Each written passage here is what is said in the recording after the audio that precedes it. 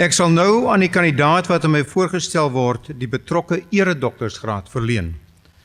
Na verlening van die graad sal die eregraduates geleentheid kry om kortliks op die toekenning te antwoord.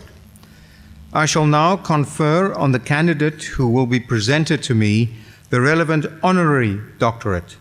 After conferment of the degree, the honorary graduate will have the opportunity to respond briefly to the award.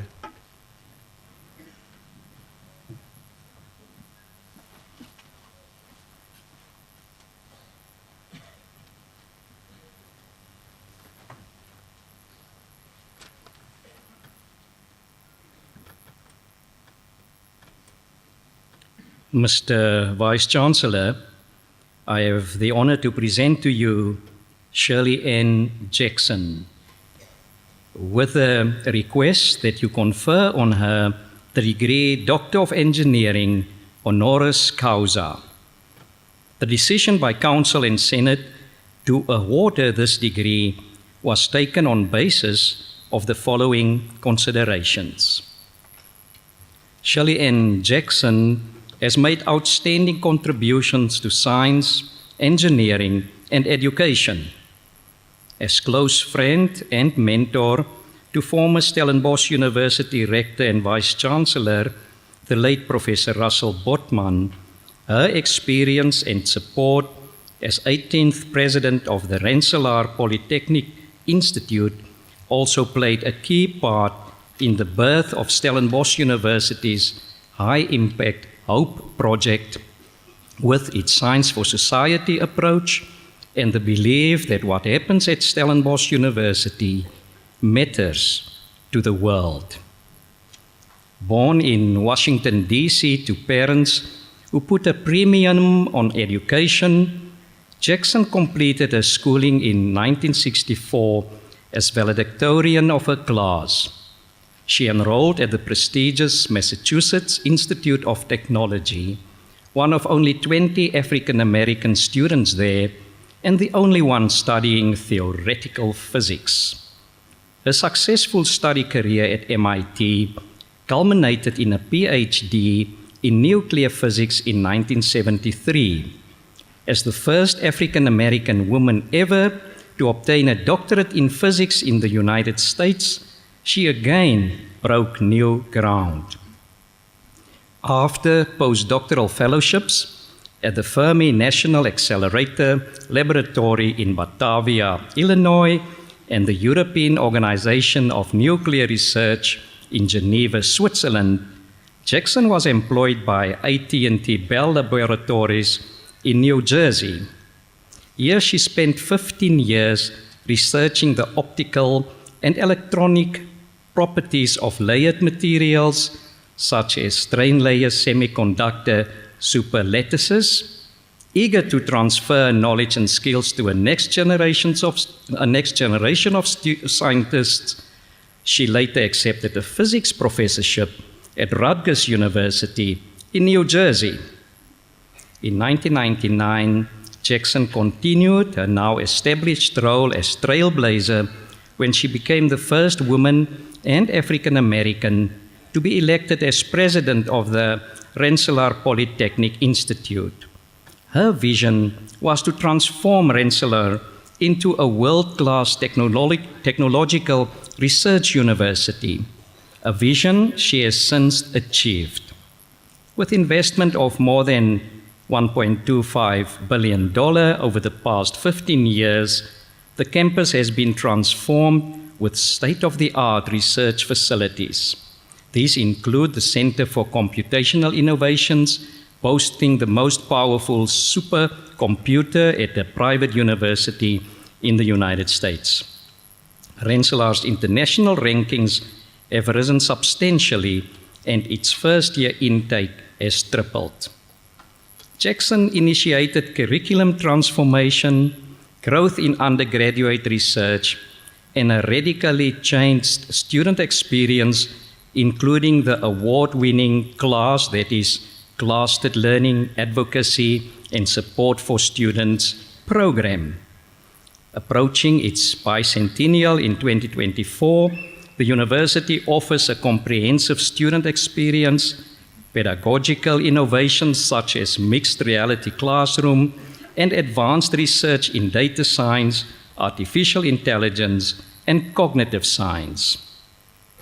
In addition to a number of positions as science, technology, and innovation advisor to state bodies, Jackson's expertise also earned her 2 presidential appointments. As chair of the United States Nuclear Regulatory Commission under President Bill Clinton and member of President Barack Obama's Council of Advisors on Science and Technology. Mr. Vice Chancellor, I hereby request that you confer the degree Doctor of Engineering honoris causa on Shirley Ann Jackson for her role as trailblazer in the academic sphere and her commitment to the transformation of higher education, for her outstanding contributions to science, engineering, and technology, and for her leadership that helped shape Stellenbosch University into a university in Africa for the world.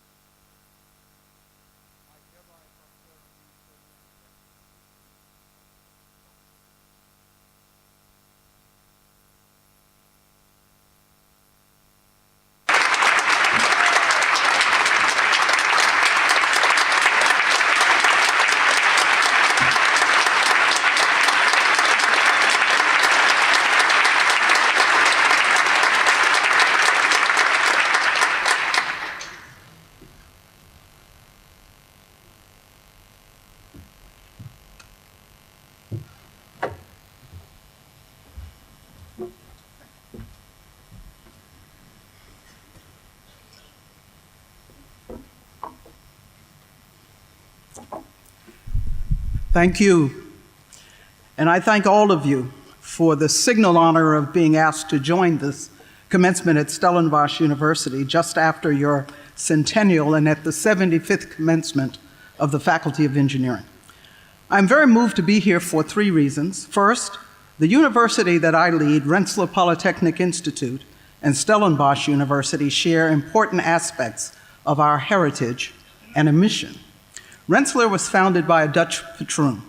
Like Stellenbosch, we are focused on improving lives. For us, in the words of our founder, Stephen Van Rensselaer, through the application of science to the common purposes of life. The second reason is the special relationship I had with Professor Russell Botman. When he was rector and vice chancellor at Stellenbosch, our 2 universities had a wonderful partnership in research and in education.